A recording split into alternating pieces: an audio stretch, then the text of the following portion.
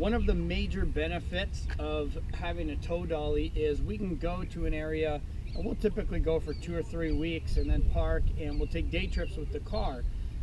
It's really come in handy when we're around cities. We've gone to San Francisco and places that we wouldn't ever be able to bring the RV because that's our house. So we can just take the car, really quick trips. We get really good gas mileage. So I'm going to show you how to load up a car on the tow dolly. Put the trailer up to your hitch. Make sure the pin's in there. Hook up your chains.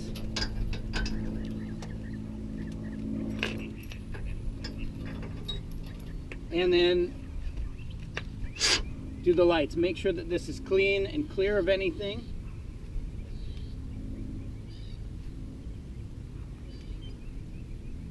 Now you're going to want to make sure to inspect the lights and make sure that they're working. It's really helpful to have somebody else to help you out with that. The first thing is you want to take out we've got a pin right here. And I just pull this out, pull the pin out. And that way we can undo this, pull it back,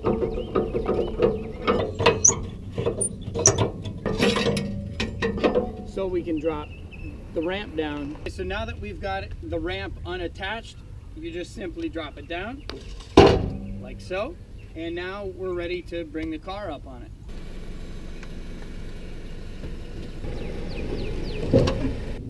All right, now that we've got the car perfectly lined up and the ramp down, it's time to drive it up. Now we're going to secure the ramp, and we just move that on, tighten this as tight as it will go. Simply put the pin through,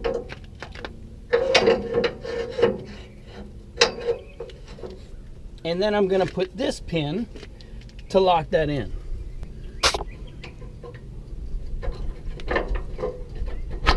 There we go. So now it's time to strap up the tires. And I was told when we bought this trailer that these kind of work as seat belts for the car to make sure that it doesn't slide off if something were to go wrong.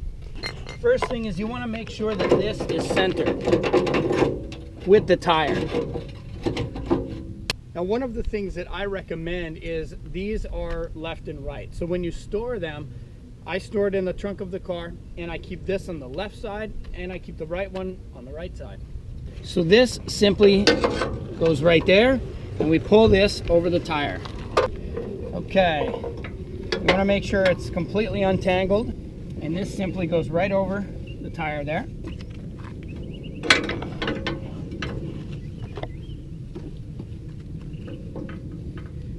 And you want to make sure that you put this all the way on the other side and it's not hung up on anything.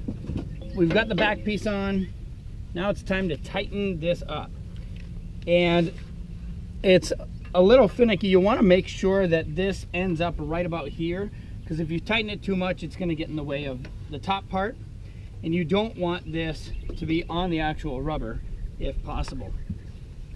So I make sure everything looks good, it's flat, it's not creased in any way, and then we go ahead and simply tighten it.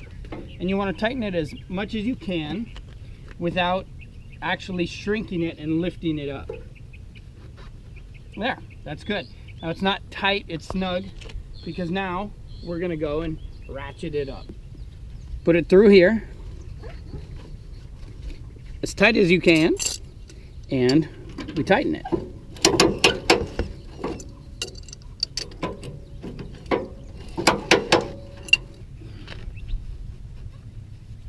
If you notice, we're not at our campsite doing this. And one of the things that we've learned is you want to make sure if you have the availability to do it on tar, that's a lot better than doing it on gravel. And we've had a lot of rain here in Texas over the past few days, so the gravel, it was really muddy. And what I've learned is when you go and try to go up the ramp, the tires can spin, and we've actually done a little bit of damage to our car going up there. We've got the car strapped up. We're ready to hit the road. Bye.